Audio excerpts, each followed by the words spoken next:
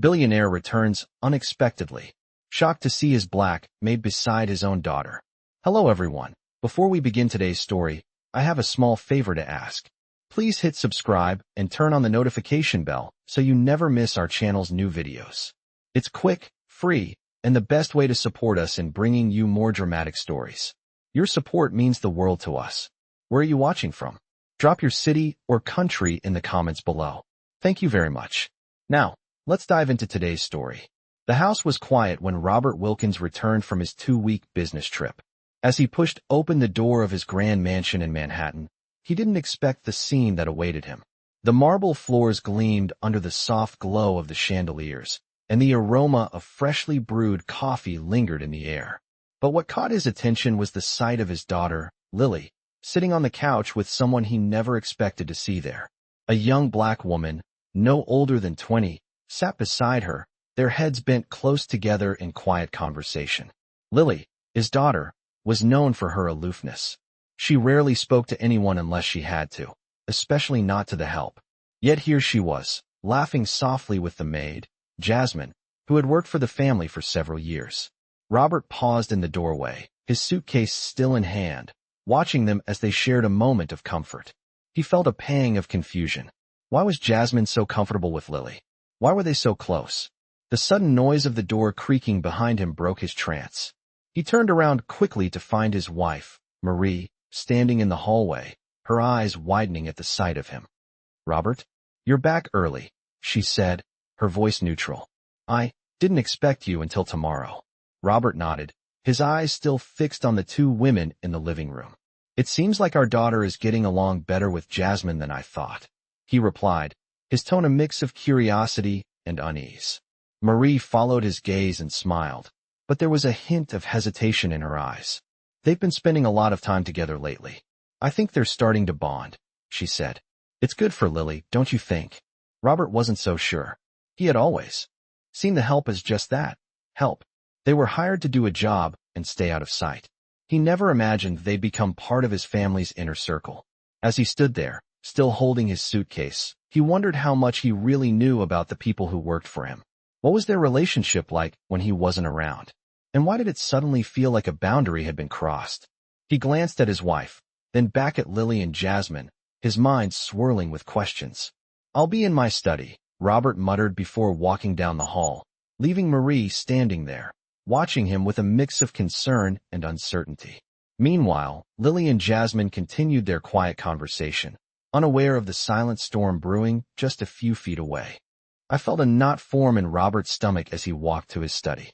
The sight of his daughter, Lily, sitting next to Jasmine, the maid, was too unexpected. It was almost like something was out of place. He had seen Jasmine around for years, but never once had he imagined that Lily would form such a bond with her. He had always kept his distance from the help, treating them with the respect due to their position, but nothing more. Yet, now, there was this subtle change that didn't sit right with him. He pushed the door of his study open, sitting down in his leather chair and staring at the desk. His mind was racing. Was he overthinking it? Or was something truly wrong?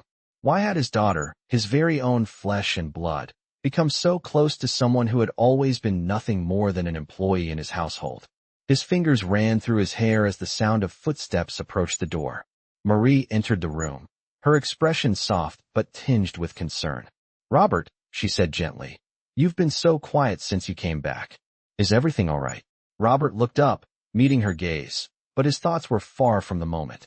"I don't know, Marie," he said, his voice almost lost in the air. "It's just, I don't get it. Lily and Jasmine, they're close. Too close, don't you think?" Marie crossed her arms, a faint smile touching her lips. "I think it's sweet," she said. "Lily's been a bit of a loner lately. Maybe it's good for her to have someone to talk to, someone who's not me or you. She's been through a lot, Robert. Maybe we should allow her to find her own comfort." Robert stood up and paced the room. "I know she's been struggling, but this feels different. It's not about comfort, Marie. It's about boundaries. We've always kept a certain distance with the staff, and now she's—" His words trailed off as he found himself unable to finish the thought. He didn't want to sound paranoid, but there was something about it that just didn't sit well. Marie watched him carefully, her face softening. "You're not used to seeing them interact like this, are you?" It's a bit new for both of us. But I think you're overreacting. Jasmine is a good person, and she's been with us for years. She's not just our employee. She's practically part of the family, Robert. And Lily, she needs that connection right now. Maybe it's time we stop seeing Jasmine as just the maid. Robert was silent for a moment, letting her words sink in. Maybe she was right. Maybe he had been treating Jasmine differently all these years. But there was something that still bothered him. He had never considered that Lily would form such an emotional bond with her. He had always assumed the staff were just part of the background of their lives. But now, Jasmine wasn't just in the background. She was becoming an active participant in his daughter's life. I don't know, Marie, Robert said quietly. I need some time to think about this. Marie nodded, taking a step back as if giving him space. Of course, she said softly. Take your time. She left the room, and Robert sat back down in his chair, the weight of the situation still pressing down on him. He couldn't stop thinking about the bond between Lily and Jasmine. It felt like a wall had been built between them, and he wasn't sure how to break it down. The silence in the room was thick, and for the first time in years, Robert found himself unsure of how to navigate the world he had always controlled so effortlessly. What was he supposed to do with the uncomfortable truth that the maid had become more to his daughter than just an employee? And what did that mean for him? For their family? The questions lingered in his mind. As he leaned back in his chair, lost in thought. I had never realized how quiet the house could be until the tension started to build between Robert and Marie. Since his return, things had been off. He couldn't shake the feeling that something had shifted in the dynamic of his family. Jasmine had always been around, a quiet presence, doing her job efficiently without ever drawing attention to herself. But now, she was a constant in Lily's life. It was more than just her being a maid. It was the unspoken connection between them that bothered Robert. He stood by the window in his study, looking out over the sprawling garden below. The sun was beginning to set, casting long shadows across the grass. He hadn't even realized how long he had been staring at the view, his mind lost in thought. He couldn't ignore it anymore. The way Jasmine and Lily had been talking that day, it wasn't just the usual pleasantries. It was real, it was personal. Robert shook his head, pushing the nagging thoughts aside. Maybe he was overthinking it. Maybe everything was just fine. Yet, every time he tried to reassure himself, another thought crept into his mind. What if there's more to this than I realize? He wasn't sure what exactly it was. Maybe it was the way Jasmine had smiled at Lily, like they shared a secret no one else could understand. Or the way Lily seemed so comfortable with her, something Robert hadn't seen before. He had always tried to be the best father he could be, but somehow, he was starting to feel like a stranger in his own home. The door creaked open, and Marie stepped in. Robert didn't turn around. He could feel her presence, the softness in her step, the concern in the way she lingered in the doorway. Robert, you've been standing there for over an hour, she said, her voice gentle. You need to talk about this. Whatever is bothering you. You can't just keep it bottled up. He finally turned to face her. I don't know, Marie, he said, his voice thick with frustration. It's just the way she's been with Lily. It's too much, too fast. I don't know what to make of it. Marie sighed and walked over to him, placing a hand on his shoulder. Robert, Jasmine is a good person. She's always been. Kind, responsible. She's been with us for years, and she's part of this family. It's not like she's trying to replace you. She's just there for Lily. Robert ran a hand through his hair, his gaze drifting toward the door where Jasmine and Lily had been sitting earlier. He had to admit, Marie had a point. Jasmine had been nothing but dedicated to his family. She was always kind, never demanding, never stepping out of line. But what if there was something more? What if this wasn't just about kindness? What if Lily was depending on Jasmine more than he realized? I know she's good, Marie, Robert said, his voice softer now. But it's not just that.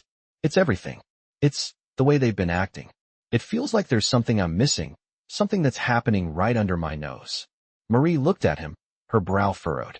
Robert, you're overthinking. This isn't about Jasmine trying to take over your role as a father. This is about Lily needing someone to lean on. She's been distant from everyone, even you. And maybe Jasmine is the one who's been there for her when we couldn't be. Robert stared at Marie, his heart sinking.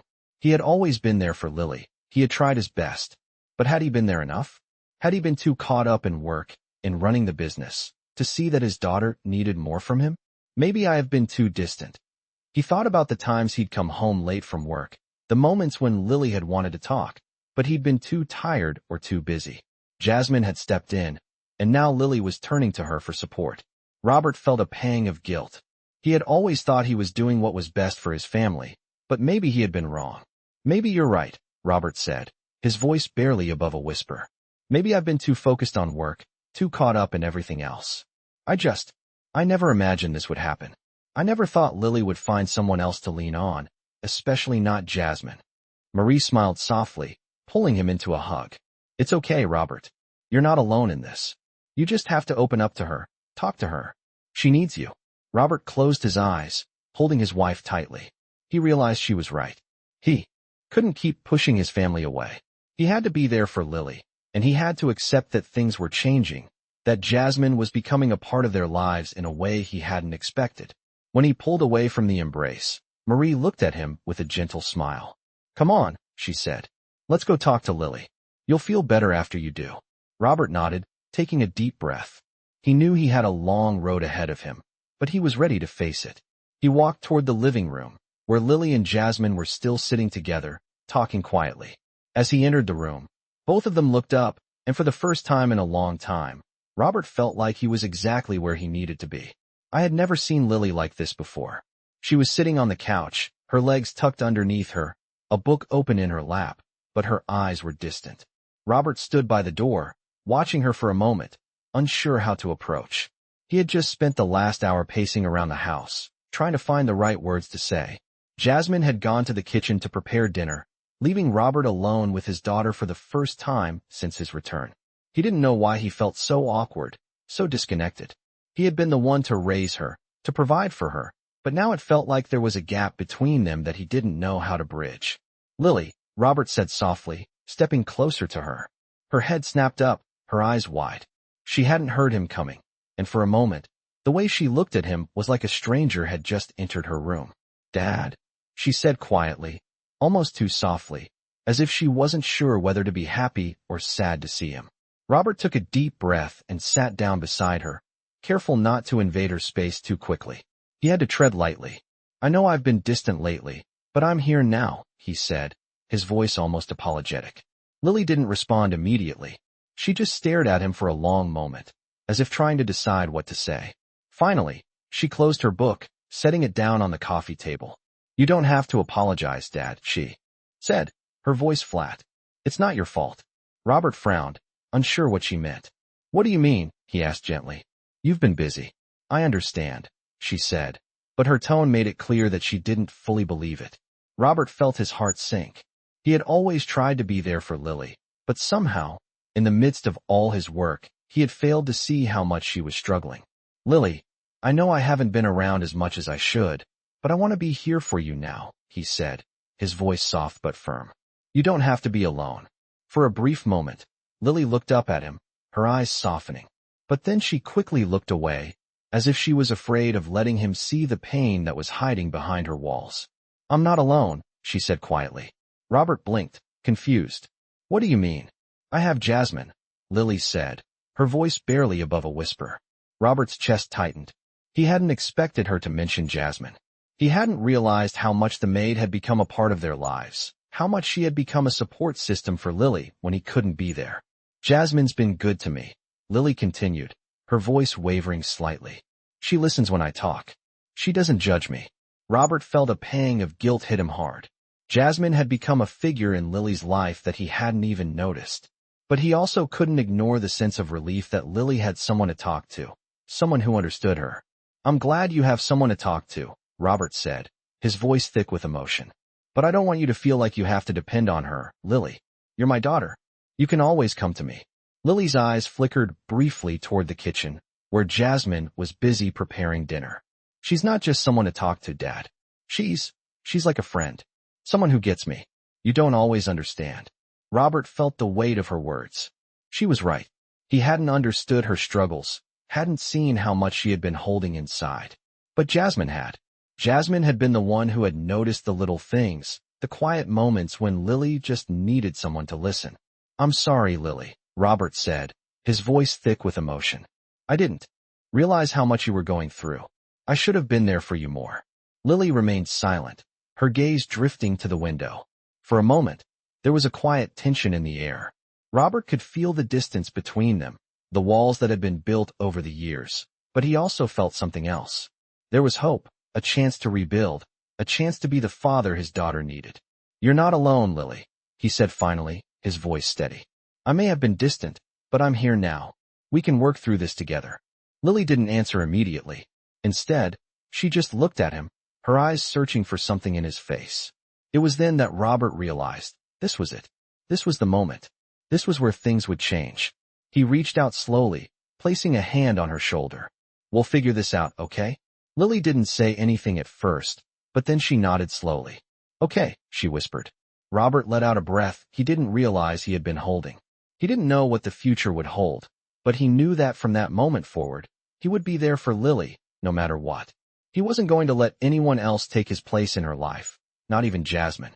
For the first time in a long time, Robert felt like he had a chance to truly be a father again. And that thought, that small glimmer of hope, filled him with a quiet sense of determination. I was standing in the living room, staring at the dinner table that had been set for 3, yet it felt emptier than ever. Jasmine had left for the night after preparing the meal, and Lily had gone upstairs to her room, quietly slipping away as though nothing had changed. Robert sat in the same chair where he had sat with Marie just hours before, the weight of his thoughts pressing on his chest. He knew he couldn't just let things go back to the way they were. He couldn't just pretend everything was fine and keep pushing his emotions down. Things had shifted, and for the first time in years, he could see the gap between him and his daughter. He needed to fix it, but he didn't know where to start. Marie had gone to bed early, her usual serene self, but even she had noticed the change. The house felt different now. There was a distance in the air, an unspoken tension that lingered in every room. He thought about Lily, how she had looked at him earlier, the uncertainty in her eyes. She wanted something from him, something more than just the surface-level affection he had been giving her for years. He knew that now. But what did she want? What could he give her that would truly make a difference? The clink of glass against wood echoed through the silence as Robert picked up his glass of whiskey, staring at the amber liquid as it swirled in the glass. He hadn't realized how long it had been since he'd truly connected with Lily. He'd been so consumed by the demands of his work, his status, his reputation, everything outside the home, that he had failed to see what was happening inside it. He hadn't even seen how close Lily had become to Jasmine. And now it was too late.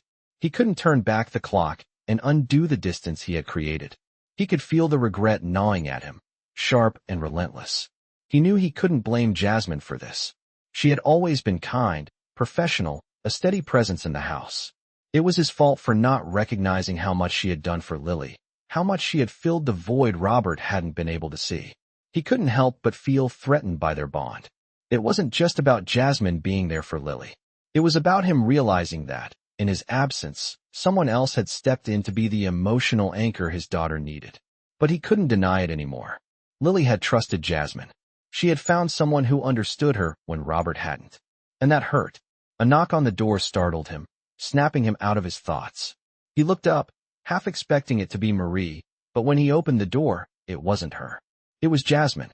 She stood there in the doorway, her hands clasped together in front of her, her expression uncertain. "Robert," she said softly, "I just wanted to check on Lily. She didn't seem like herself tonight." Robert's heart twisted in his chest. He hadn't expected Jasmine to come to him. He hadn't expected her to care so much. He stepped back, motioning for her to come in. "She's upstairs," Robert said, his voice barely above a whisper. Jasmine hesitated for a moment, then stepped inside, closing the door gently behind her. "I know I'm just the help," she said, her voice low, almost apologetic. "But I care about Lily. She's been through a lot, and I just want to make sure she's okay." Robert swallowed hard, his throat tight. The realization hit him all over again. Jasmine wasn't just a maid to his family. She had become a lifeline to his daughter. He nodded slowly, his gaze fixed on the floor. "I know," he said, his voice thick with emotion. "I know." Jasmine's eyes softened, and for a moment, it was as if she was seeing him for the first time, not as the employer, but as a father who had failed his child. "You're doing your best, Robert," she said quietly, her words almost like a comfort. "I can see that, but Lily needs you to be there for her. Not just as a father, but as someone she can rely on. She's been through so much already. She needs to know that you're not going anywhere. Robert felt his chest tighten, his heart breaking at the truth of her words. He had been so focused on everything else that he hadn't been there when Lily needed him the most. He had been so caught up in his own world that he hadn't even noticed how much he had been struggling. "I'm sorry," he said, his voice barely above a whisper. "I don't know how I let it get this far." Jasmine stepped closer to him, her hand gently resting on his shoulder. "It's not too late," she said softly. "You can still be the father she needs. But you have to show her that you care. You have to show her that you're here for her, no matter what." Robert closed his eyes, feeling the weight of her words settle deep inside him. He knew she was right.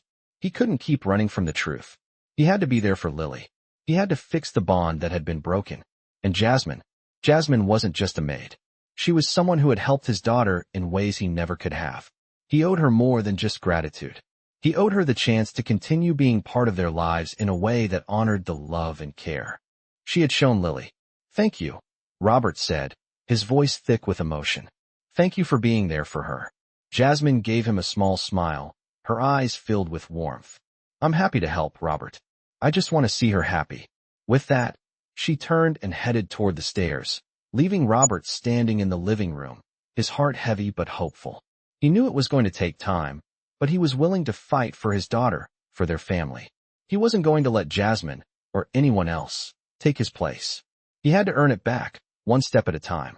I could hear the soft hum of the refrigerator in the kitchen, the only sound in the otherwise quiet house. Robert sat on the couch, his fingers gripping the edge of the cushions as he tried to steady his racing thoughts. The weight of his conversation with Jasmine had not lifted. Instead, it had sunk deeper into him, as if each word she had spoken had planted a seed that was now growing into something impossible to ignore. His relationship with Lily had always been easy, or so he thought. He provided for her, made sure she had everything she needed, and that she was comfortable. But somehow, in the chaos of his life, he had missed the most important part, the emotional connection. And now, someone else had filled that space. Jasmine, the woman who had been hired to care for their home, had, over time, become the person Lily turned to for comfort, for understanding. Robert couldn't deny it anymore. He had been too busy with his own world to see what was happening right under his nose. He didn't want to lose his daughter, not like this, not to someone who wasn't even supposed to be a part of their family in this way. But what could he do? He had tried to bridge the gap with Lily, but the truth was, he had let it go on for too long. Robert stood up abruptly, the silence in the room pressing on him like a heavy weight. He walked to the window, gazing out at the darkening sky. The soft glow of the city lights below seemed so distant, so far removed from the turmoil inside him. He had to fix this. He had to make things right, not just for himself, but for Lily, for their family. His eyes lingered on the horizon, the dim light of the evening casting long shadows over the city. He thought of his daughter, how quiet she had been lately, how withdrawn. He thought about the first time he noticed her distancing herself, the first time she didn't want to talk to him after school, or the times she seemed to retreat into herself when he asked her how her day had gone. He had chalked it up to typical teenage mood swings, but now, he wondered if it was something deeper. He had failed her. He knew that now, and it hurt more than he wanted to admit. A knock at the door broke through his thoughts, followed by the soft creak as it opened. It was Marie. Her face was softer now, less guarded than before. She stepped inside and closed the door behind her. "Robert," she began, her voice calm and measured. "We need to talk about this." He didn't turn to face her right away. Instead, he stood there, staring at the city lights, trying to find the right words.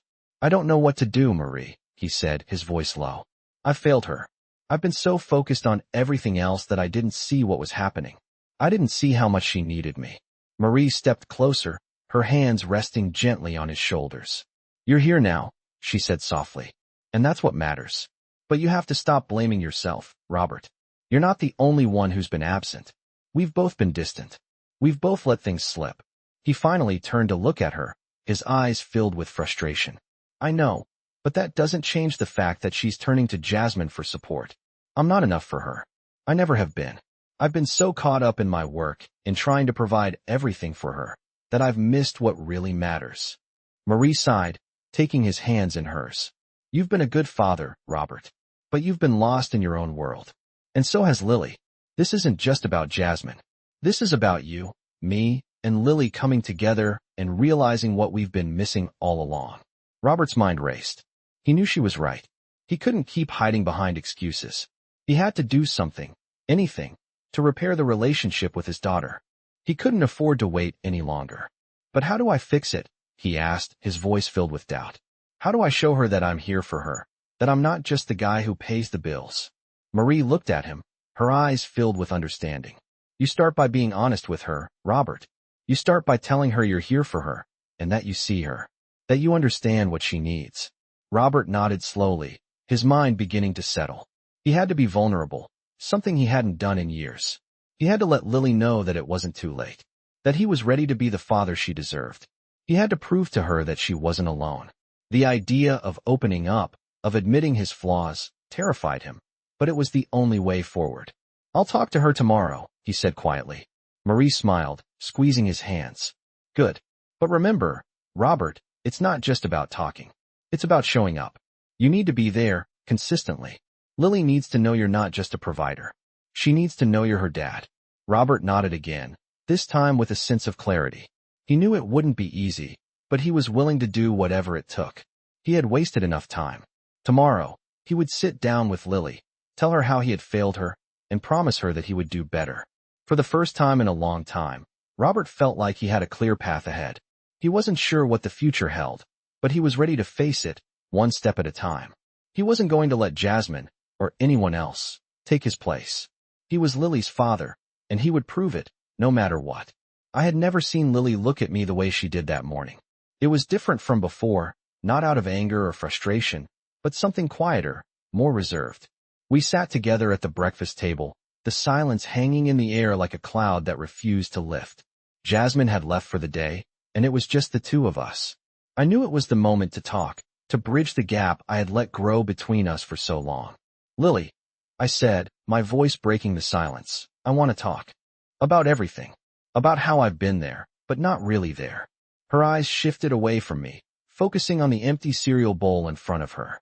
She didn't say anything, just nodded, but I could see the hesitation in her. I could see the walls she had built up, the same walls that had formed over the years as I became more and more consumed by work. I know I haven't been the father you needed me to be. I continued, my throat tightening with the words. I've been focused on providing for you, on making sure we had everything. But I've neglected what matters the most. I've neglected you. Still, she didn't respond. The quiet between us felt heavy, and for a moment, I questioned whether it was too late. But I couldn't give up now. I had to fight for her, for us. I leaned forward, trying to reach her through the distance that had grown between us. Lily, I'm sorry. I failed you. I should have seen it. I should have known how much you needed me. But I'm here now. I'm ready to be the father you deserve. She finally looked up at me, but her eyes were full of something I couldn't quite place. Was it disappointment? Or maybe just resignation? You've always been there, she said softly, her voice tinged with sadness. You've always provided everything I needed, except for you. You weren't there when I needed to talk. You weren't there when I needed someone to listen. I was so alone, Dad. The words hit me like a punch to the gut. She had been alone, and I had been so blind to it. I wanted to speak, to apologize again, but the truth of what she said kept me quiet. I had been so caught up in my own life that I never noticed how much she was struggling. The silence stretched out between us, but this time, it wasn't the uncomfortable silence that had filled our house for so long. It was the kind of silence that spoke volumes. It was the silence that meant she was listening, and maybe, just maybe, I was finally reaching her. I'm here now, Lily, I said, my voice barely above a whisper. I want to make it right. I want to be here. For you. All the time. I know I've missed so much, but I'm not going to miss any more of it. I promise you that. Her eyes softened, and I saw a flicker of something in them. Hope? Trust? I wasn't sure, but it was there. She picked up her spoon, pushing the half-finished bowl of cereal aside, and sat back in her chair, folding her arms across her chest. I don't know if it's that easy, Dad, she said, her voice quiet, almost hesitant. It's not just about saying the right words. It's about showing me that you mean it. That you're really here, not just physically, but emotionally. That you care enough to listen, to understand. I nodded, my heart heavy with the weight of her words. She was right. Words weren't enough. I could say I was sorry 100 times, but it wouldn't mean anything if I didn't show her that I was there for her, truly there. And that's what I was going to do. I would show her. I'm ready, Lily. I know it's going to take time, but I'm willing to do whatever it takes. I want to understand you. I want to be the father you need. She didn't respond immediately, but for the first time in a long time, she looked at me without the walls in her eyes. It was like she was seeing me, really seeing me, for the first time in a long while. I just don't want to be alone anymore, Dad, she said, her voice barely a whisper. I don't want to feel like I have to keep everything to myself. I don't want to feel like I'm invisible in my own family. The pain in her words made my chest tighten. How could I have let her feel that way? I had to fix it.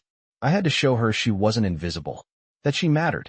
I stood up from the table, walking around to her side, and placed my hand gently on her shoulder.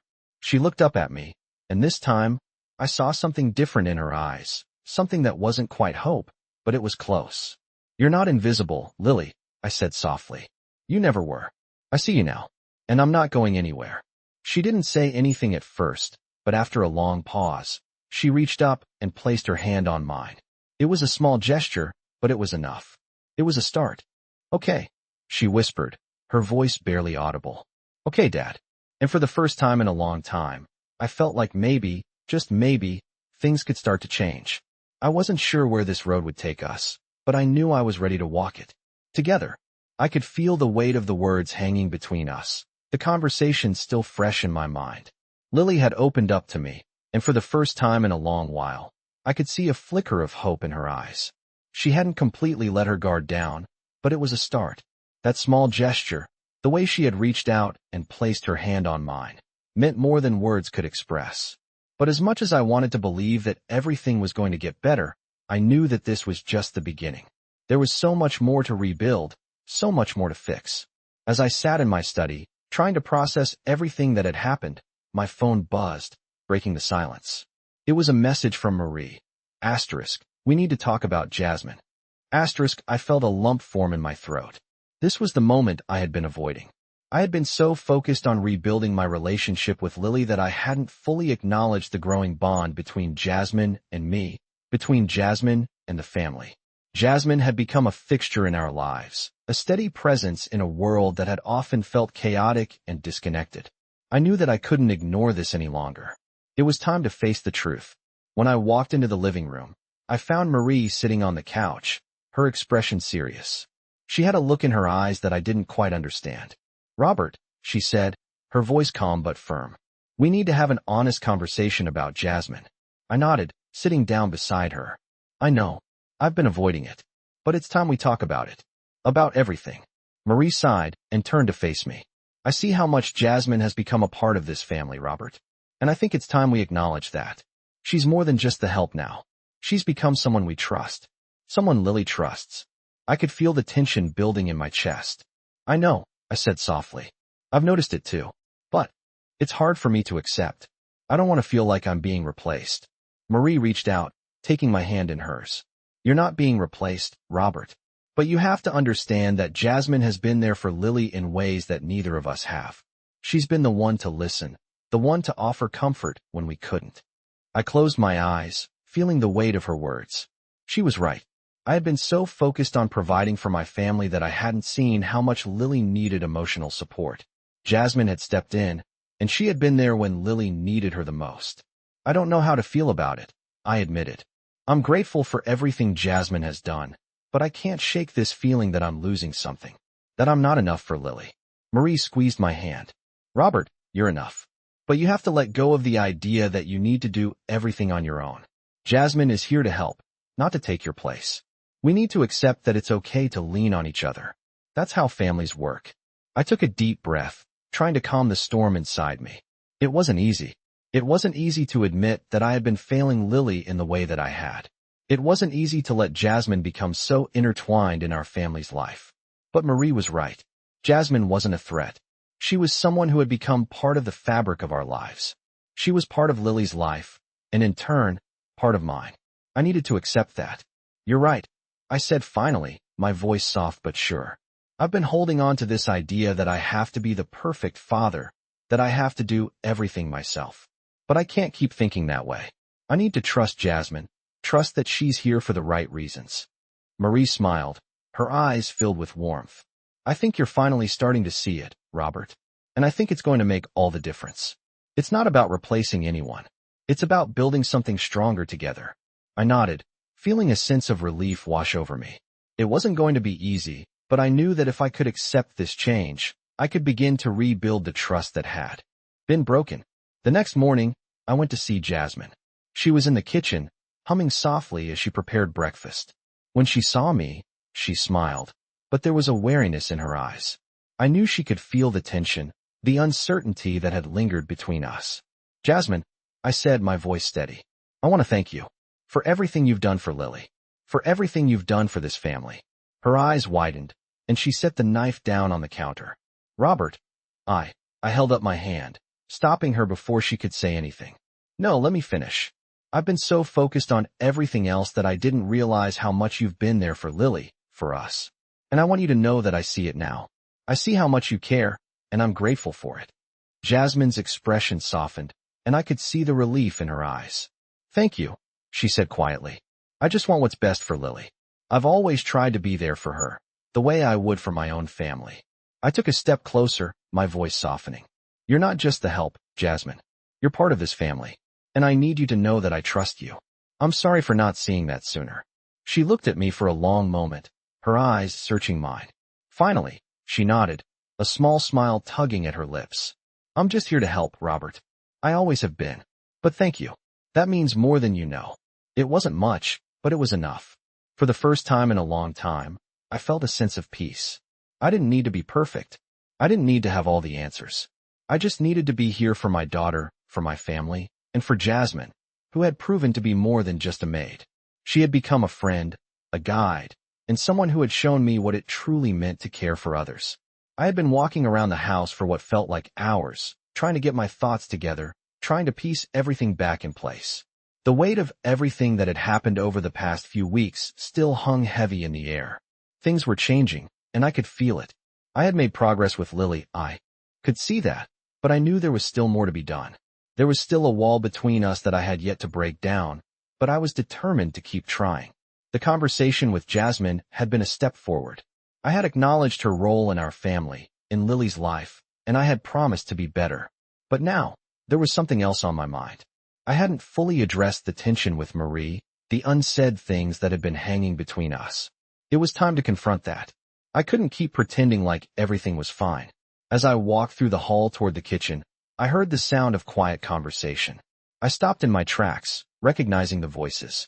Marie and Jasmine were sitting together at the kitchen table, talking in low tones. I hadn't expected this. I thought Jasmine had already left for the day. But there they were, sitting side by side, as if nothing was unusual. I couldn't help but feel a twinge of discomfort. Was I supposed to be okay with this? Was I supposed to accept that the line between employee and family had become so blurred? I took a deep breath and walked toward them, my footsteps light on the hardwood floor. When they saw me, both of them looked up, their faces softening with surprise.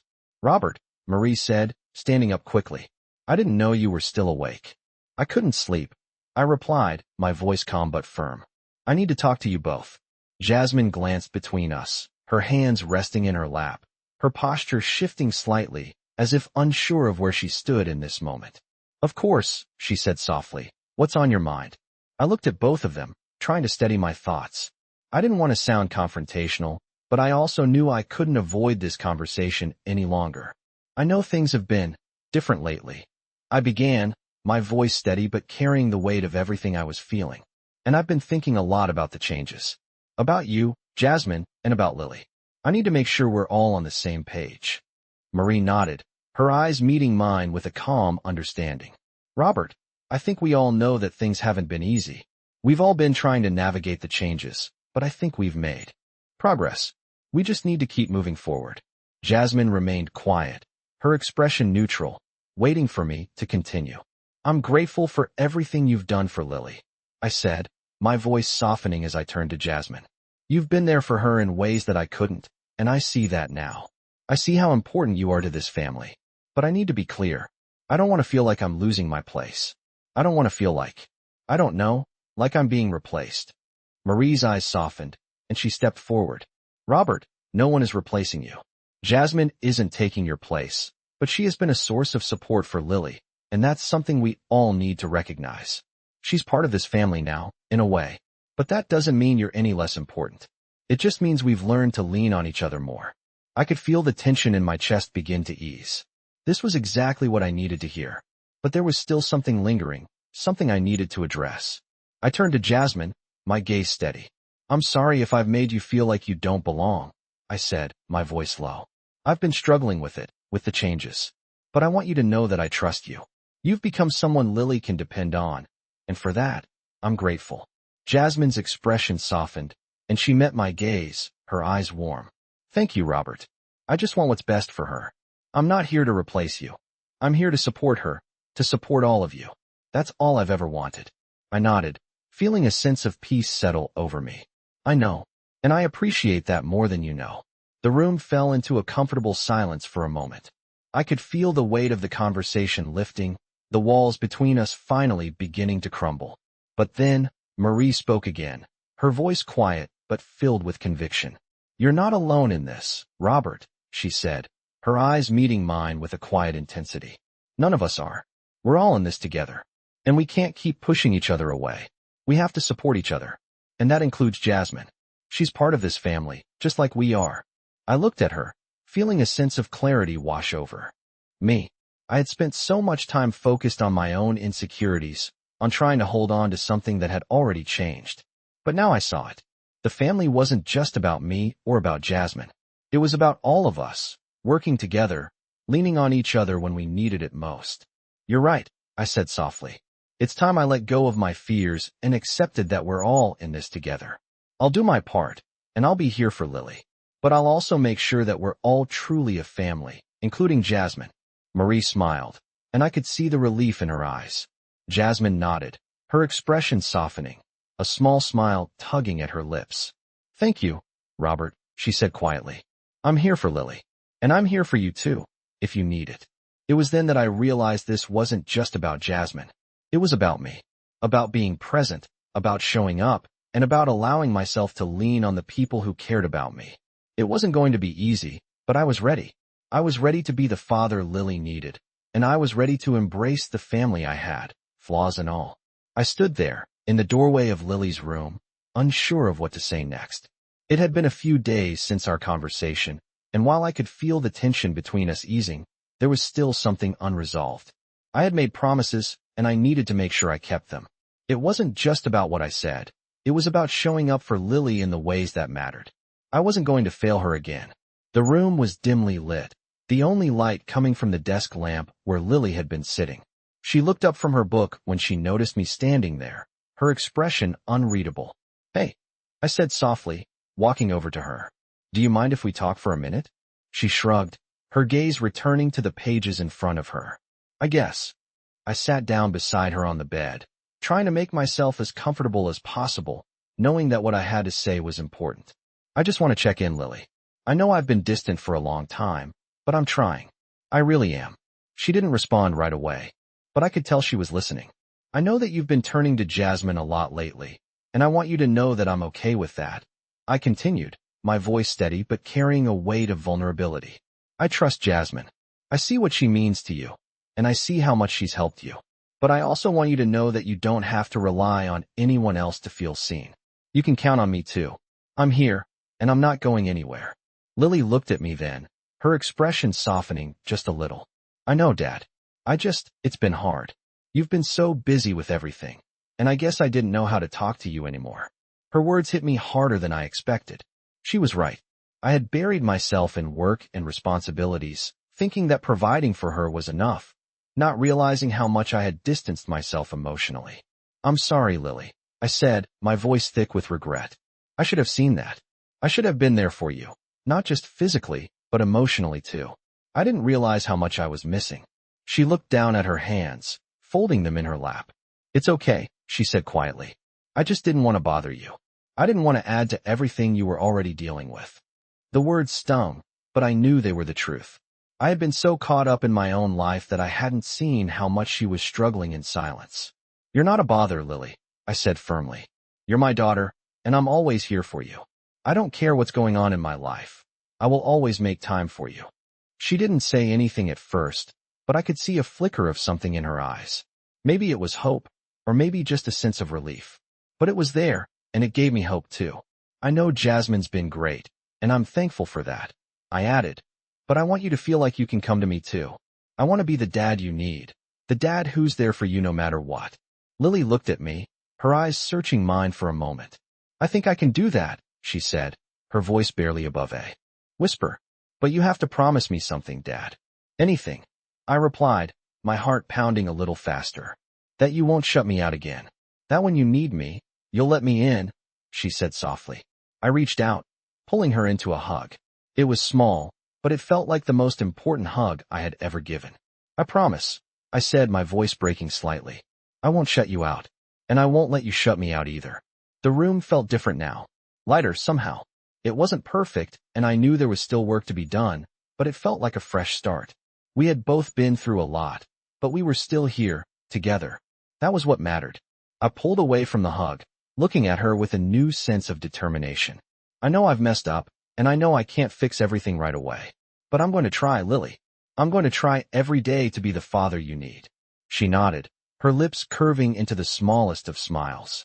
I know, Dad. I see that. And I think that's enough for now. As I stood up and walked toward the door, I felt a sense of peace I hadn't felt in a long time. This was just the beginning. But it was a good beginning. And I wasn't going to waste another second. My relationship with Lily wasn't just something that could be fixed overnight. It was going to take time, patience, and effort. But I was ready for it. For the first time in a long time, I felt like I was exactly where I needed to be. And that made all the difference. I had never felt so conflicted before. The days after our conversation had passed in a blur of small steps and quiet moments. The distance between Lily and me had started to close, but the road ahead was still uncertain. It wasn't easy. Every time I thought I had a moment where things were starting to fall into place, something would remind me that it wasn't that simple. But that didn't mean I wasn't willing to fight for it. For us. It was late one evening when Marie came to me with a concerned look on her face. Robert, she said softly, we need to talk about Jasmine. My heart sank. The conversation I had been dreading was finally here. We had made progress as a family, but Jasmine's place in our lives was still something I wasn't entirely sure how to navigate. What about her? I asked, my voice more cautious than I meant it to be. I've been thinking, Marie began, sitting down beside me, about the role she's played in our family, especially in Lily's life. I can see how much she cares for Lily, and I know you see that too. But there's still something that's been bothering me. Something we need to address. I nodded, feeling a weight settle in my chest. I know. I've been feeling it too. I'm just not sure how to handle it. I can't ignore how close she's become to Lily. Marie placed a hand on mine, squeezing it gently. Robert, I know this isn't easy. But Jasmine is more than just someone who takes care of our home. She's been an anchor for Lily, and for all of us, in ways we didn't expect. I'm not saying that's bad, but we need to talk about boundaries, about what happens next. I took a deep breath, trying to digest what she was saying. I don't want to lose my place in Lily's life, Marie. I admitted, the words slipping out before I could stop them. I feel like I failed her. I know Jasmine has been there for her, and I can't deny that she's become important to her. But what does that mean for me? What does that mean for our family? Marie's eyes softened. Robert, you're not losing anything. You're her father. You always will be. But Jasmine is part of this family now, whether we like it or not. We have to find a way to make peace with that. I know you've been struggling, but this isn't about replacement. It's about understanding. And it's about finding a balance between what you need to be as a father and what we need as a family. I stood up and walked over to the window, looking out into the night. The world beyond seemed so vast and uncertain, just like the emotions swirling inside me. I felt a deep pang of guilt. Guilt that Jasmine had become the support system Lily needed when I hadn't been there. Guilt that I had let someone else step into a role that should have been mine. I just don't know how to share that, I said, the words heavy in the air. I don't know how to be okay with this. Marie stood up and walked over to me, placing her hands on my shoulders. You don't have to share everything, Robert. You just have to be present. You just have to show Lily that you're there for her, in your own way. And you have to accept that we can all have our places in this family. It's not about dividing roles. It's about coming together and making it work, however that looks. I turned to face her, looking into her eyes. She was right. It wasn't about replacing anyone. It was about adapting, about learning to let go of old ideas and embrace the changes. And for the first time in a long time, I felt like maybe I could do that. You're right, I said quietly. I've been so focused on what I thought should happen that I forgot what really matters. I need to stop pushing Jasmine away, and I need to stop pushing myself away from Lily. Marie smiled softly, her eyes warm. That's all we can do, Robert. We have to keep trying, keep showing up, and keep being there for each other. You're not alone in this. I nodded, a sense of peace beginning to settle in. I wasn't sure what would happen next, but for the first time in weeks, I felt ready to face it. I needed to talk to Jasmine. I needed to tell her that I appreciated everything she had done, and that I was willing to make room for her in our family, in a way that felt right for all of us. The next morning, I found Jasmine in the kitchen, preparing breakfast as usual. She looked up when I walked in, and for a moment, there was a hesitation in her eyes. Jasmine, I said, my voice steady. Can we talk for a minute? She set the knife down and wiped her hands on a towel, her expression cautious. Of course, Robert. What's on your mind? I took a deep breath. I've been thinking a lot about everything lately, and I want to start by saying thank you. Thank you for everything you've done for Lily, for this family. I know I haven't always shown it, but I see the way you care for her, the way you've supported her when I couldn't. Jasmine's eyes softened, but she said nothing, waiting for me to continue. I've been struggling with my place in all of this, I said, my voice raw with honesty. I felt like I was losing my connection with Lily, like I was being replaced. But I understand now that it's not about replacing anyone. It's about all of us coming together, about me being the father Lily needs, and about accepting that you're part of our family too. Jasmine nodded slowly, her eyes filled with understanding. I never wanted to take your place, Robert. I just wanted to be there for Lily, to help her through the tough times. But I understand. I understand how important it is for you to be there, too. I felt a sense of relief wash over me. I trust you, Jasmine, I said, my voice steady now. I'm grateful for everything you've done, and I'm ready to move forward. I just want us to all be a family. Together. She smiled, a small but sincere smile, and I could see the tension in her shoulders ease. I'm here, Robert. I'm here for Lily, and I'm here for you too. Whatever that looks like. I nodded, feeling a weight lift off my chest. For the first time in a long time, I felt like I was beginning to understand what it meant to be a family, not just in name, but in action and presence. And that was enough. It wasn't perfect. It wasn't easy, but it was real. And that was all that mattered. I could feel the unease building again. The night had been quiet, but not peaceful. I had spent the last few days trying to adjust, to find my place in a family that had been shifting without me realizing it. Jasmine, Lily, and I had begun to rebuild, but something was lingering.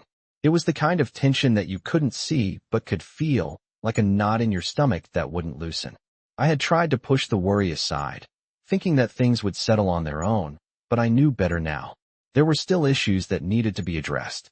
The thing about family, I had learned, was that it was never as simple as just showing up. It was about being vulnerable, about letting go of old fears and opening up to change. And I had a lot of change to accept. The problem was, I wasn't sure if I was ready. One evening, after dinner, as we sat in the living room, I noticed something different. The house felt too quiet, like everyone was holding their breath, waiting for something to break. Lily sat on the couch, her phone in her hand, tapping away absent-mindedly. Jasmine was in the kitchen, cleaning up, humming softly to herself. She had been spending more time with Lily, and I could tell their bond was growing stronger by the day. But there was still a distance between me and Lily. A wall that was still there, even though I had promised to be better. It wasn't that she didn't trust me. I could see that she was trying. But there was a hesitation in her, a fear that I had seen before, and it reminded me of the things we hadn't yet said to each other. As I sat there, I realized that the conversation I had been avoiding was inevitable. I couldn't keep pushing it off. I had to face it, face the reality of what I had let slip away. Lily, I said, my voice soft but firm, breaking the silence. She looked up from her phone, her eyes meeting mine, but they were guarded, like she wasn't sure where this was going. Can we talk? She set her phone down and nodded, but she didn't speak. I took a deep breath, trying to steady myself. I know I've said this before, but I need to say it again. I'm sorry. I know I've let you down. I know I haven't been there the way you needed me to be.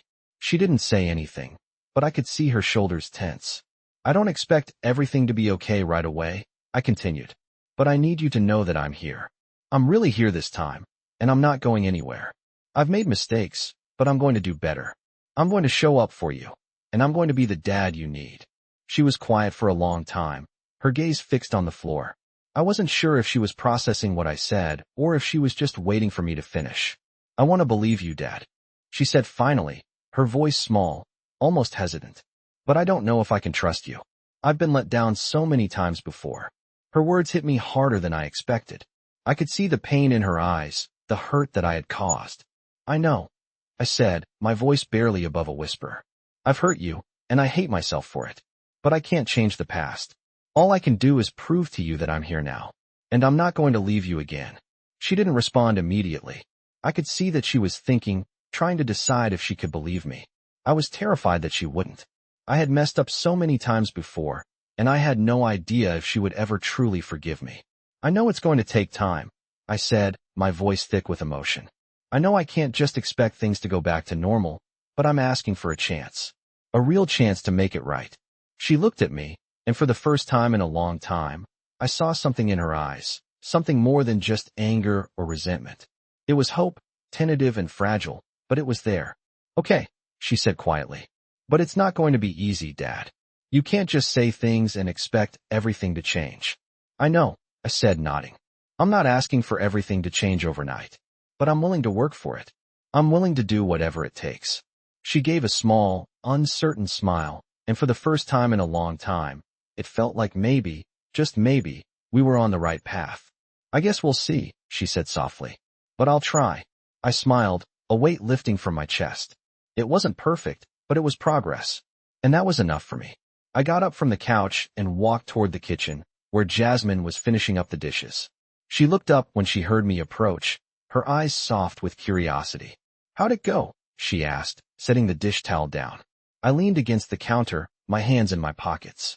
Better than I thought, I said, my voice steady. There's still work to do, but we're getting there. Jasmine nodded, her smile warm. I'm glad, Robert. Really, I know it's been hard, but I think you're doing the right thing. I sighed, looking at her, feeling a weight lift off my shoulders. I don't know what I'd do without you, Jasmine, I said honestly. You've been there for Lily in ways I couldn't, and I'm grateful for that. She smiled, her eyes bright. I'm just doing what I can. But you're doing the hard work now, Robert. I believe in you. I smiled back at her, feeling a sense of relief. Things weren't perfect, and they never would be, but for the first time in a long time, I felt like we were moving forward.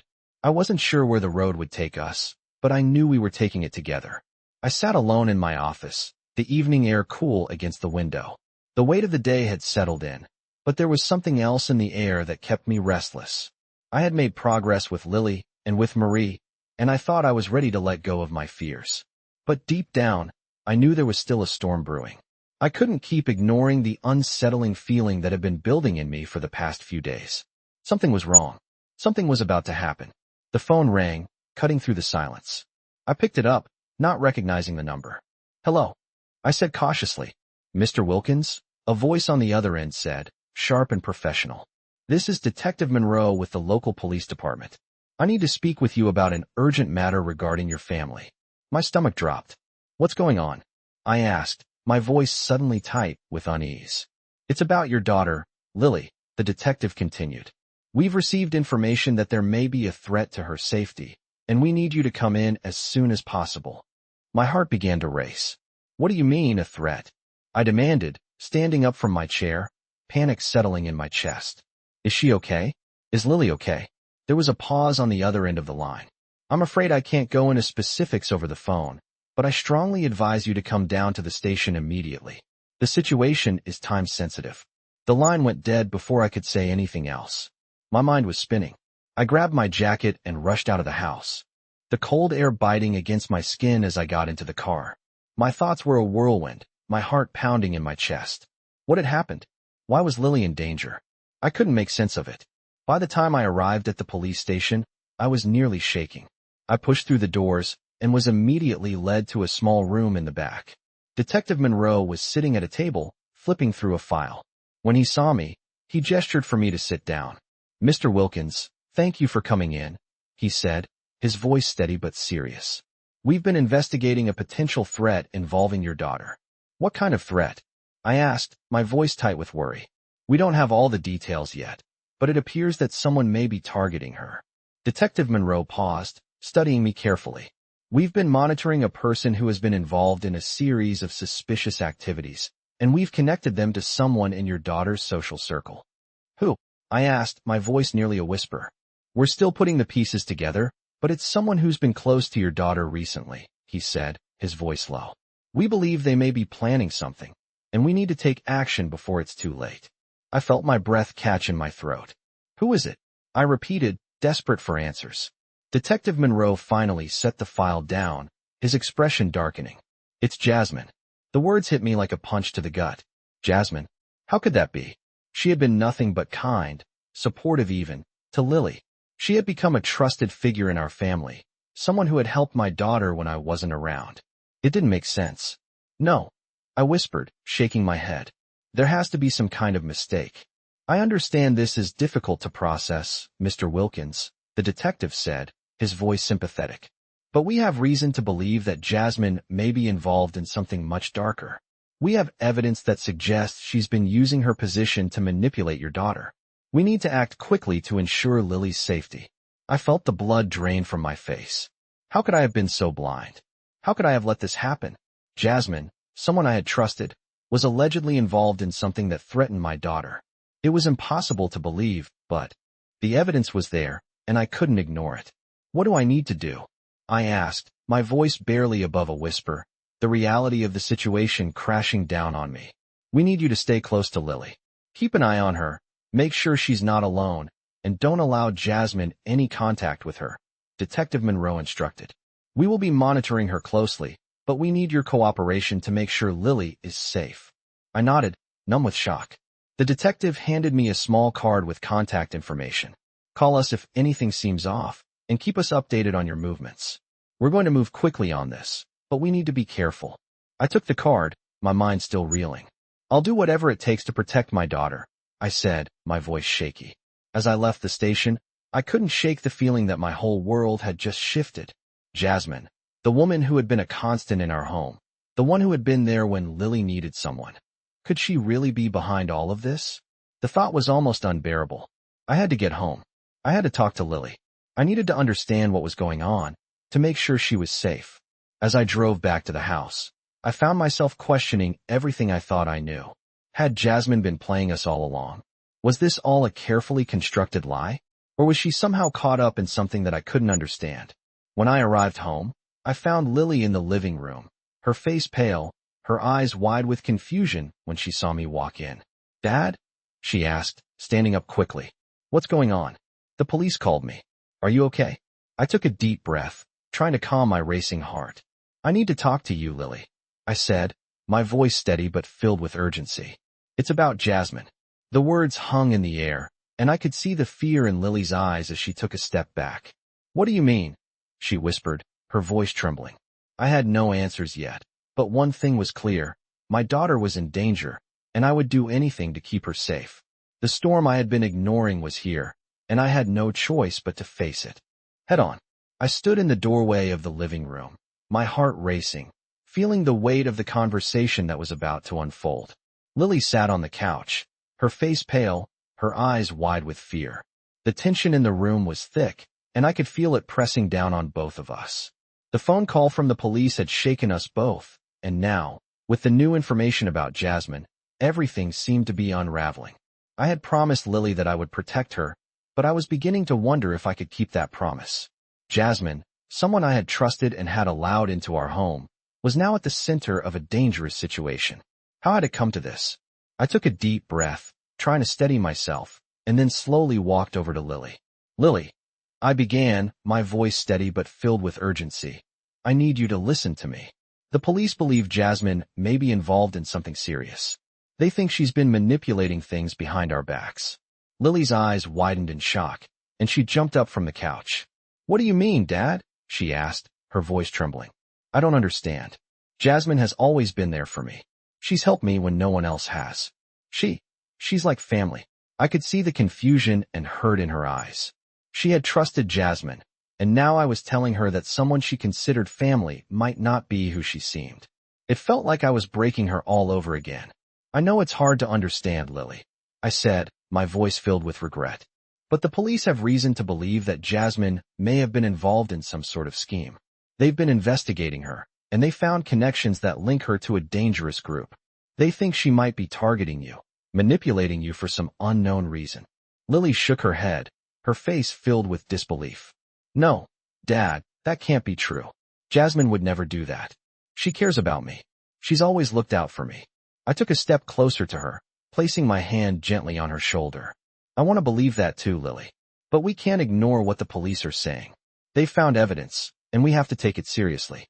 I know it hurts, but I need you to trust me on this. Her eyes filled with tears as she stepped back, shaking her head. I don't know what to believe anymore, she whispered, her voice barely audible. I've trusted her so much. She's been there for me when no one else was. I could feel the pain in her words, the deep sense of betrayal she was experiencing. It was the same pain I was feeling. Lily, I said softly, I know this is hard, but we have to protect you, no matter what. I'm doing everything I can to make sure you're safe, and that means we have to be cautious about who we trust right now. She wiped away a tear, her hand trembling as she looked at me.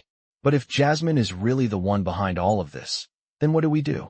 How do we even begin to trust again? Her voice cracked with emotion, and I could see the hurt in her eyes. I didn't have an answer for her.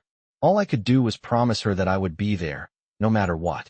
We're going to get through this together, Lily, I said, my voice firm but filled with love.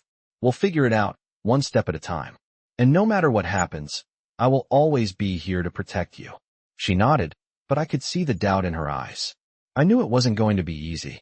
Trust had been broken, and I wasn't sure how we would rebuild it. But I was determined to try. Later that night, as the house grew quiet, I sat in the study, my thoughts swirling. The situation with Jasmine wasn't what I had imagined. How had I let things get this far? What if everything I had thought about her was a lie? What if she had been manipulating me, using me to get close to Lily for her own purposes? I ran my fingers through my hair, feeling the weight of the decision I was about to make. I needed to confront Jasmine to get to the bottom of this. But I wasn't sure what I would find. What if I was wrong?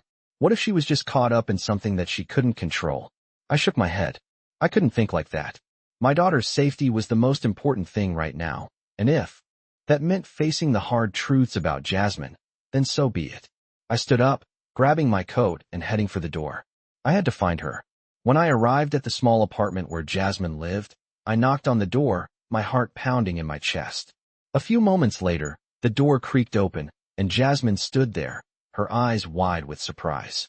Robert, she said, her voice cautious. What are you doing here? I stepped inside without saying a word, the tension between us thick and palpable. We need to talk, I said, my voice firm. I need to know what's going on. I need to know if you've been lying to me, if you've been using your position in this family for something else. Jasmine's face paled, and she took a step back, clearly taken aback by my accusations. What are you talking about? She asked, her voice barely above a whisper. I don't know what you mean.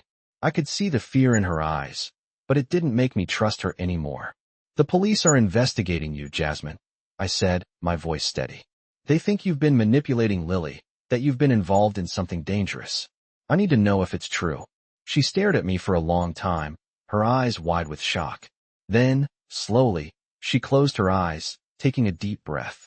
I never meant for this to happen, she said, her voice trembling. I swear, Robert, I never wanted to hurt Lily.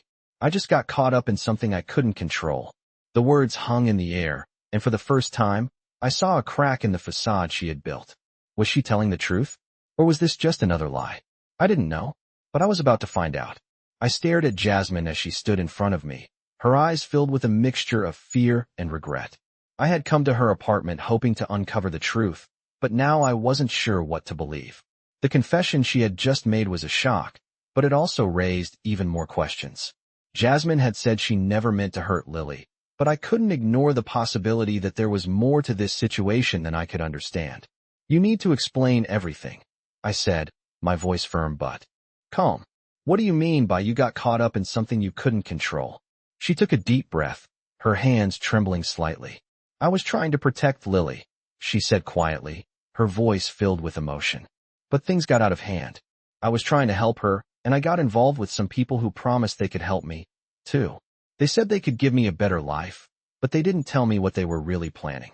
I was too focused on trying to make a better life for myself, and I didn't realize how deep I was getting into it. My mind raced as I processed what she was saying. You were trying to protect Lily? I repeated, my voice low. You got involved with dangerous people, and now you're telling me that you've been putting her at risk? Jasmine's eyes welled up with tears, and she quickly wiped them away. I never wanted to put Lily in danger. I swear to you, Robert, I never meant for any of this to happen. They manipulated me. They made me think that what I was doing was helping, but it was a lie. And now I see how wrong I was. I know I've hurt you, and I know I've hurt Lily. I can't undo it, but I'll do anything to make it right. I stood there for a long moment, my mind still trying to make sense of everything. My trust in her had been shattered, and yet, I could hear the desperation in her voice. I wasn't sure if I could believe her completely, but I knew one thing. If she was telling the truth, then she was as much a victim in all of this as Lily. How long has this been going on? I asked, my voice quieter now. How long have you been involved with these people? Jasmine hesitated, clearly struggling with how much to reveal. A few months, she said, her voice barely a whisper. I didn't tell you because I didn't want to hurt Lily. I thought if I kept helping her, if I kept things going smoothly, I could protect her from whatever was going on. But I was wrong. I could feel my chest tighten. Everything she had said so far didn't add up with the person I thought I knew. The Jasmine I had trusted seemed like a different person now. But the more I thought about it, the more I realized that this wasn't just about me or Lily anymore. This was about what I was going to do moving forward. Jasmine, I need to make sure Lily is safe, I said, my voice firm. I can't just stand by and let this continue. If what you're telling me is true, then we need to do something about it. She nodded quickly, her eyes pleading. I know. I understand. I'll do whatever it takes to make it right. I'll help you protect Lily. I'll turn myself in if I have to. Just please, don't let anything happen to her. My thoughts were spinning as I tried to process everything she had said. I could feel the anger rising inside me, mixed with the overwhelming sense of betrayal. But there was something else in her eyes, something that told me she was genuinely remorseful. It wasn't an easy thing to admit, but I knew I had to make a decision. The police had already been involved, and I wasn't sure how much I could trust Jasmine, but at the same time, I couldn't ignore the possibility that she was telling the truth. We're going to do this the right way, I said, my voice steady. But we need to be careful. If you really want to help Lily, you need to cooperate with the authorities. You can't keep hiding. And if what you're saying is true, Jasmine, then you have to be prepared to face the consequences of your actions. She nodded again, her face pale, but there was a sense of determination in her eyes. I understand. I'll do whatever I can to make things right. I just want to help Lily. I took a deep breath, my mind racing with everything that had just happened. I didn't know what the next steps would be, but I knew that I couldn't let this drag on any longer. Lily needed to be safe, and I needed to make sure she wasn't caught up in whatever was happening behind the scenes. The road ahead was uncertain, but I had to take it. I walked toward the door, turning back to Jasmine one last time. I'll be in touch with the authorities, I said, my voice final. We'll figure this out, but you need to be honest with them, and with us, from now on. Jasmine's expression softened, and she nodded. I will, Robert. I swear. I left the apartment, the weight of the situation settling in. It wasn't over, not by a long shot, but for the first time in what felt like forever, I felt like I was taking control. I wasn't going to let anything happen to Lily, no matter what it took. I spent the next few days in a haze of uncertainty. I couldn't stop thinking about Jasmine, the police investigation, and the strange feeling of betrayal that hung over everything. I had trusted her, and now, I wasn't sure what to believe. The one person I thought I could rely on had become a source of doubt. Was she really the person I thought she was? Or had I been blind to the truth all along? I couldn't shake the feeling that something wasn't right.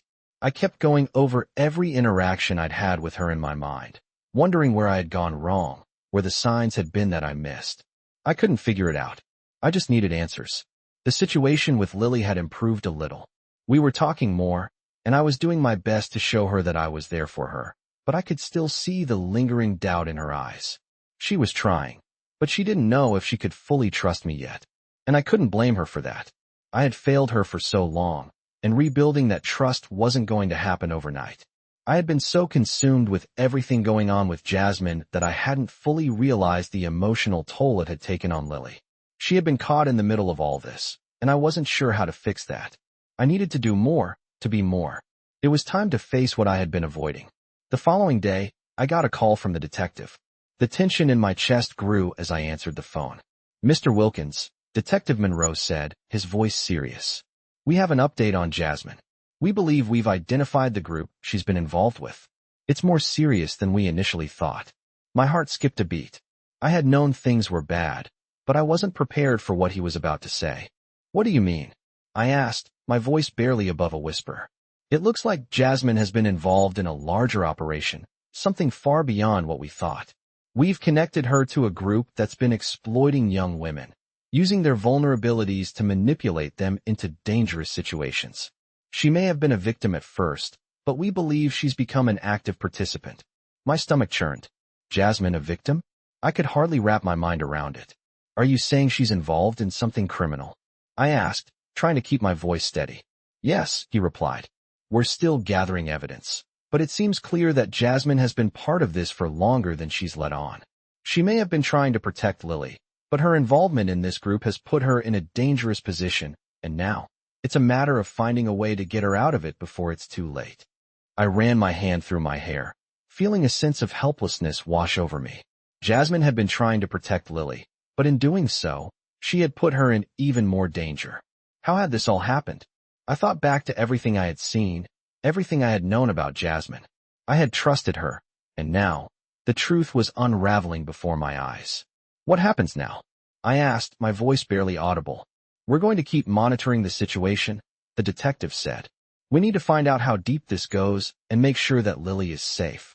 We're doing everything we can to protect her, but it's crucial that you keep a close eye on her and keep us updated." I nodded, though my mind was racing. The sense of betrayal was overwhelming, but it was nothing compared to the fear I felt for Lily. She was in danger. Again. "I'll do whatever it takes to keep her safe," I said, my voice firm. "I won't let anything happen to her." "Good," the detective said. "We'll be in touch. Stay vigilant, and keep your distance from Jasmine for now. We don't know what her next move will be, but we're prepared to handle it." The line went dead, and I sat there, staring at the phone in my hand, my heart pounding. What had Jasmine gotten herself into? More importantly, what had she gotten Lily involved in? I couldn't answer those questions yet, but one thing was clear. I had to protect Lily at all costs. I walked over to the window, the weight of the world pressing down on my shoulders. My thoughts were consumed with images of Jasmine and Lily, their faces full of trust and warmth. How had it come to this? How had someone who had been so close to our family, so trusted, turn out to be a part of something so dangerous? I didn't know the answers, but I knew one thing. I couldn't keep pretending that everything was okay. Jasmine had become a threat, and I needed to face it. I needed to protect Lily from whatever Jasmine had dragged her into, no matter how much it hurt. I couldn't let her down again. The next morning, I found Lily in the kitchen, sitting at the table, her hands wrapped around a cup of coffee. She looked up when I entered, but she didn't say anything. There was an emptiness in her eyes that I hadn't seen before. "Lily," I began, my voice quiet. "We need to talk." She didn't respond at first, but then, after a long silence, she looked up at me. "About Jasmine, right?" she asked, her voice cold and distant. I nodded, my stomach tightening. "Yes, but we need to be honest with each other, Lily. You need to understand that Jasmine's involvement in all of this has put us in a very dangerous situation." She stared at me, her eyes full of hurt. "I don't know who to trust anymore, Dad," she said, her voice trembling. "First you, and now Jasmine? How could I not trust her? How could I not believe in what she was doing for me?" I felt my heart break at the pain in her voice. "I know, Lily. I know it's hard, but we need to focus on keeping you safe. That's all that matters right now." She shook her head, tears welling up in her eyes. "I just want things to be normal again, Dad. I want to trust the people I love. But everything feels like it's falling apart." I stepped closer to her, my hand resting gently on her shoulder. "I'm not going anywhere, Lily. I promise you that. We will get through this together." She nodded, but I could see the uncertainty in her eyes. I wasn't sure if I could make things right, but I was going to try. For her. For us. The road ahead was uncertain, But one thing was clear. I was going to protect my daughter at any cost. I woke up the next morning to a new sense of urgency. The phone call with the detective the night before had sent a ripple of dread through me. And now, as the sun broke through the blinds, I couldn't shake the feeling that everything had reached a tipping point. I couldn't ignore it anymore. There was still so much I didn't know about Jasmine's involvement in whatever mess had been brewing under the surface, and the more I thought about it, the more unsettled I became. I wasn't just worried about Lily anymore. I was worried about everything that was at stake. Our family, our future, and even the people we trusted. I had promised Lily that I would be there for her, but now I was feeling the weight of that promise more than ever. I had to find out the truth, even if it meant facing things I wasn't ready for.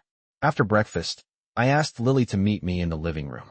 She came down slowly, her expression guarded, her eyes flickering with a mixture of uncertainty and concern. "Dad, what's going on? I know something's not right," she said, her voice quieter than usual.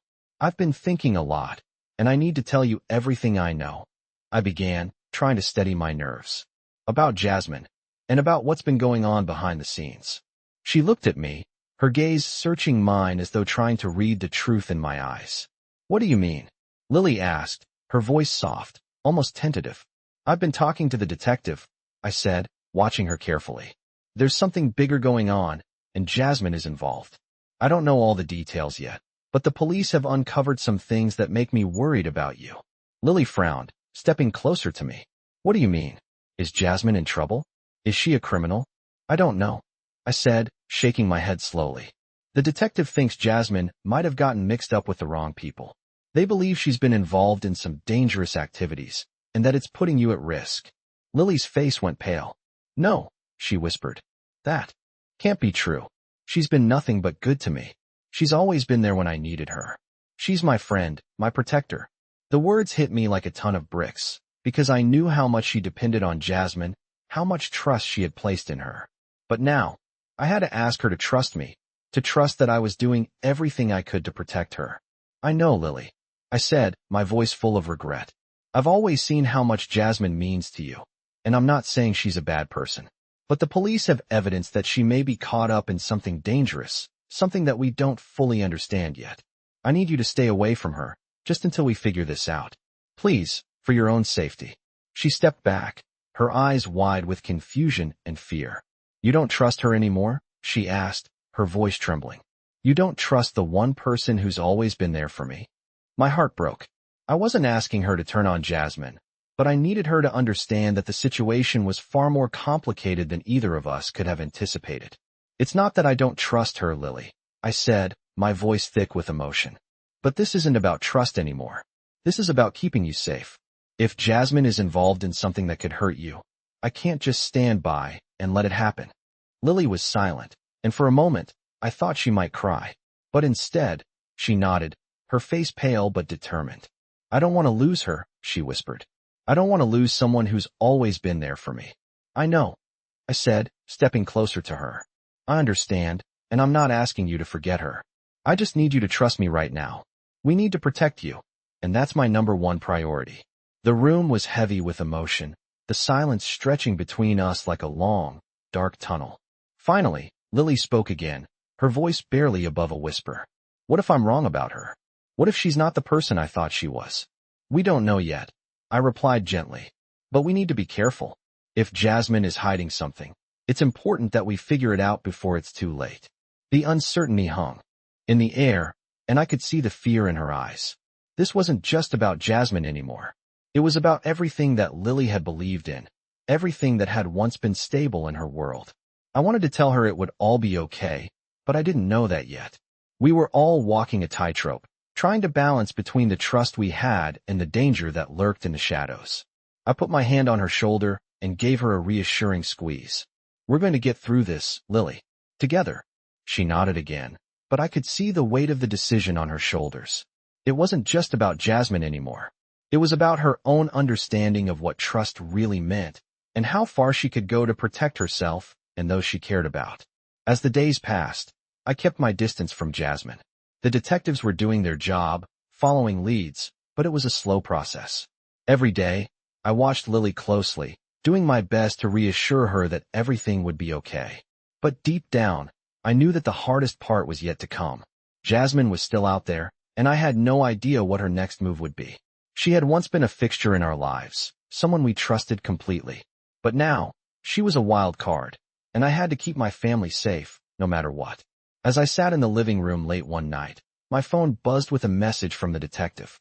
The urgency in the text made my heart skip a beat. Asterisk, we have a breakthrough on Jasmine's case. Meet me at the station tomorrow morning. We need to talk. Asterisk, I felt a sense of dread wash over me. What had they found? What had Jasmine done now? I had no answers, but I knew one thing.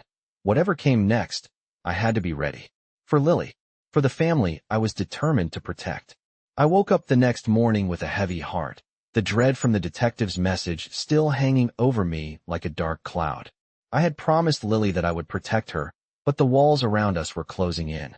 I couldn't stop thinking about the last few days, the shock of learning about Jasmine's involvement, the way everything had shifted so quickly, and the fear that had settled deep in my chest. I had been trying to stay strong, but there were still too many unanswered questions. I needed to know more. The police were still investigating Jasmine, but the uncertainty of what was really going on kept me up at night. What had happened to the woman I thought I knew? The woman who had become like family to us? How had she gotten mixed up in something so dangerous? And more importantly, how could I keep Lily safe when I couldn't even understand everything that was happening? I wasn't sure how much longer I could keep pretending that everything was okay. I had been doing my best to reassure Lily, to keep her calm and protect her from the fear that had been creeping into our home. But deep down, I knew I couldn't shield her from the truth forever. I couldn't shield myself from it either. The truth was, I didn't know how this was going to end. I didn't know what the next step would be or whether Jasmine was still a danger to us.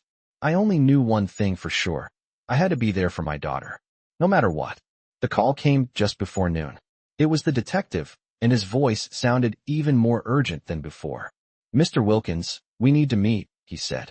We've uncovered some new information about Jasmine, and it's crucial you come in right away. My stomach dropped. I wasn't ready for more bad news, but I didn't have a choice. I agreed to meet him at the station, trying to prepare myself for whatever he was about to tell me. As I drove, my mind raced. What had they discovered now? Had Jasmine been involved in something even darker than we thought? Was Lily still at risk?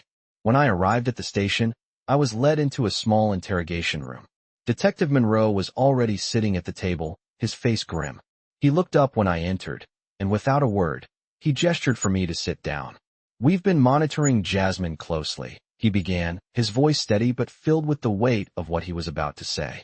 We've gathered enough evidence now to confirm that she has been actively involved in a criminal operation. The group she's been working with is part of a larger network that has been exploiting vulnerable individuals. I felt a wave of nausea rise in my chest. What kind of operation are we talking about? I asked, my voice hoarse. It's an underground ring, the detective said, flipping through his notes.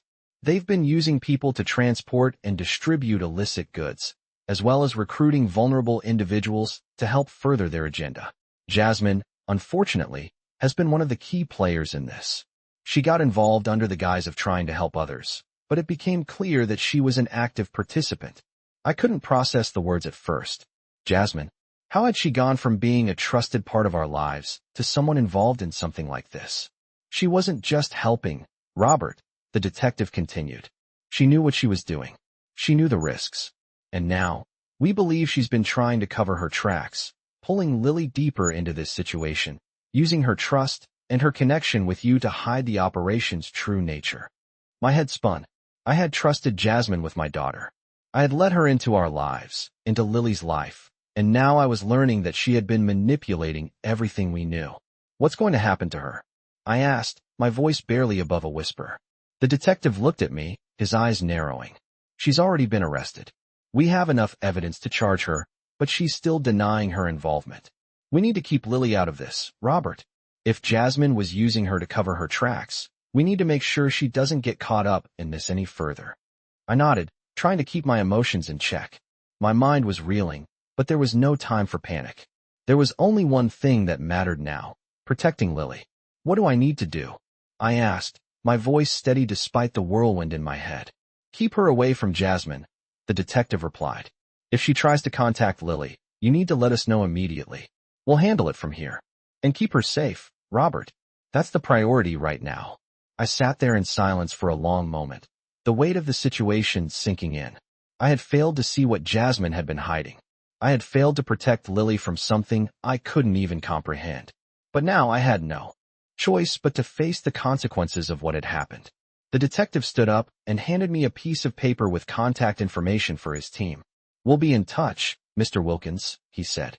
"If you notice anything unusual, don't hesitate to reach out." I took the paper, my hands trembling slightly.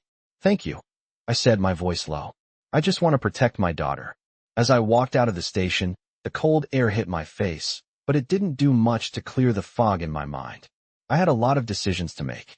I had to figure out how to handle this, how to keep Lily safe, and how to explain everything to her. The life I had once known had shifted, and now there was no going back. But I wasn't about to give up. I would protect Lily, no matter what it took. I had to. I walked back to the car, the weight of my promise to her pressing down on me. This wasn't over. And the hardest part was just beginning. I had barely gotten into the car before my phone rang. It was a private number, one I didn't recognize. I hesitated, but something told me I had to pick up. "Hello," I said, my voice still tight from the conversation at the police station. "Mr. Wilkins, this is Detective Monroe," came the calm voice on the other end. "We have an urgent update on Jasmine. We need you to come to the station right away." My heart skipped a beat. Every time I thought I was one step closer to understanding, the situation became more complicated. "What's happened?" I asked, trying to keep my voice steady. "We've received new information that's going to change everything," Monroe replied. "I can't go into details over the phone, but I need you to come in now. We've uncovered something important." The line went silent for a moment, and I could feel the anxiety creeping back in. "I'll be there in 20 minutes, I said, my grip tightening on the wheel as I hung up. The drive felt like it took forever. Each second dragged, and the thought of facing whatever new revelation Monroe had made my stomach churn. When I arrived at the station, I walked straight to the same interrogation room where I had met the detective before. The air was heavy with tension as I entered, and Monroe looked up from his desk. He stood as soon as I walked in, his expression serious but calm. "Robert," he said, his voice low, "we found something that ties Jasmine to a larger network, much more than we originally thought." "What do you mean?" I asked, my pulse quickening. Monroe leaned forward, placing a folder on the table between us. "It's not just about manipulation or small-time criminal activity," he said, flipping through the pages. "We've connected Jasmine to a series of high-stakes illegal operations. She's been working for a group that specializes in human trafficking and illegal trade. This goes beyond anything we anticipated." My world stopped. The words felt surreal, like they couldn't possibly be true. "Jasmine? How could someone so close to us be involved in something so heinous?" I don't understand," I stammered, my voice betraying the shock I was in. "She's been part of this network for months. She was recruited by them because of her ability to blend in, to gain the trust of vulnerable individuals. And Lily, she may have been unintentionally dragged into all of this." I sat back in my chair, feeling the weight of the words sink in. My mind raced. This wasn't just about Jasmine making a mistake. This was about something far darker, far more dangerous. How did she get involved in all of this? I asked, barely able to wrap my mind around it. Monroe rubbed his face, clearly frustrated. "We believe Jasmine was recruited under the false promise of a better life. She was vulnerable, and they preyed on that. At first, it seems like she tried to protect Lily, using her position to shield her from their plans, but she couldn't keep it up. The pressure built, and she became a part of their operation. She was helping them move things, coordinate shipments, all under the guise of helping your daughter. What are we supposed to do now?" I asked, my voice shaking. "We need you to stay vigilant," Monroe said, his voice steady but filled with urgency. "We can't let Jasmine near Lily again. You need to keep her away from any contact with her until we're sure we've got everything under control. We'll be moving forward with an arrest soon, but right now, we need to protect Lily above all else." I nodded, feeling the weight of the situation pressing down on me. "I won't let her near Lily," I said, determination hardening my voice. "I'll do whatever it takes to keep her safe." Monroe's eyes softened slightly. "Good. We'll need you to cooperate fully, Robert. If Jasmine tries to contact you or Lily, you need to let us know immediately." "I will," I said, my jaw clenched. "Thank you for letting me know." As I left the police station, I felt a strange mix of anger, confusion, and relief. Jasmine had betrayed us in ways I couldn't have imagined, but at least now I knew the full extent of the danger. The worst part was realizing that Lily, in her naivety, had been caught in the middle of all this. She had trusted Jasmine with everything, just as I had.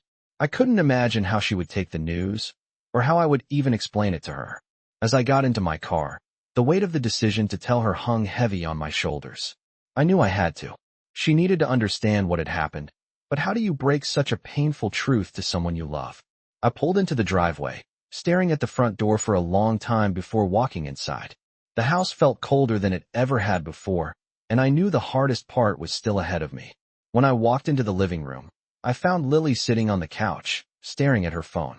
She looked up at me as soon as I entered, her expression guarded. "Dad," she said softly, her voice tinged with concern. "What's going on? Why do I feel like I'm being kept in the dark about everything?" I took a deep breath, my heart pounding in my chest. "We need to talk, Lily," I said, my voice steady but filled with a mixture of sadness and urgency. "About Jasmine." Her face drained of color. "What about her?" she asked, her voice barely above a whisper. "It's not easy to explain," I began, sitting down beside her. "But Jasmine, she's been involved in something serious. Something dangerous. The police are investigating her, and they believe she's been using you and me to cover up her involvement in criminal activities. I need you to understand that none of this was your fault." Lily's eyes widened in shock, and for a moment, she just stared at me, her mouth slightly open. "Dad, this can't be real. Jasmine, no, she would never." Her voice cracked with emotion, and I could see the tears beginning to well up in her eyes. "I know it's hard, Lily. Believe me, I never wanted you to go through this. But I'm doing everything I can to protect you." She looked away, her face crumpling in pain. "I trusted her, Dad. I trusted her with everything. How could she do this to us?" The question hung in the air, unanswered. I didn't have an answer. All I could do was promise her that we would get through this, together. I sat beside Lily, my heart heavy with the weight of everything that had happened. The truth about Jasmine had shattered the foundation of our family, but as the dust began to settle, there was something more that I had to confront. I had spent so many days lost in the whirlwind of anger, confusion, and fear that I hadn't fully realized what Lily needed from me now. The trust we had once shared, the stability she had relied on, was broken. I had a lot of work to do to rebuild it. "Dad," Lily said softly, her voice breaking the silence. "I don't know if I can ever forgive Jasmine for what she did, but I can't keep feeling like this. I can't keep holding on to all this pain. It's too much." Her words, though tentative, were a sign that she was beginning to process the betrayal. "I understand," I said, my voice steady but filled with regret. "And you don't have to forgive her, not right away. I know I failed you, and I can't undo that. But I want you to know that I'll do everything in my power to make things right."